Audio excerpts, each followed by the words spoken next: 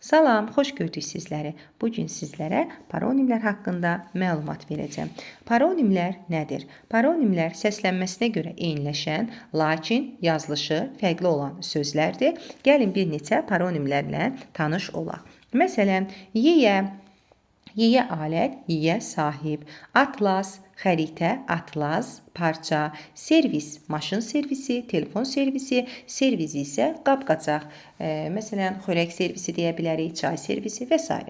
Aranjman, termin, aranjman, mahnının bəstələnməsi, bəyaz, ağ, bayaz, köhnəlmiş sözdür, şeir deməkdir, qəlb, ürək, qəlb, saxta, səpci, üsul, qayda, səpci, sızanaq, nicacı olanda olur baxış, niçacı olanda kəbin. Bu formada yadda saxlaya bilərik.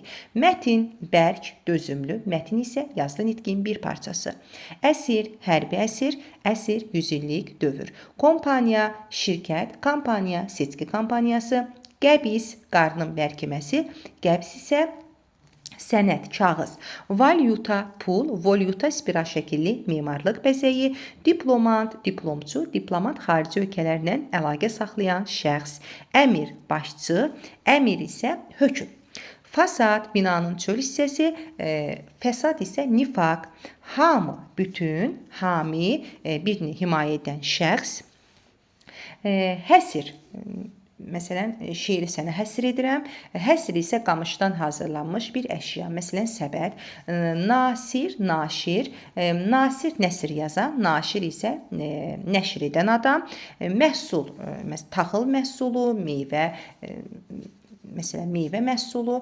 Məhsul isə məhsul şəxs, mürəbbə, zoğal mürəbbəsi, mürəbbi isə dördlük şeir şəklidir. İnversiya bədi ifadə vasitəsidir, söz sırasının qəsdən pozulması, inersiya isə inersiya qüvvəsi, süfrə, örtük, sürfə isə pupun inkişaf dövrü, dəfinə, qızıl, sərvət, dəfinə, yəni dəfinə ağacı.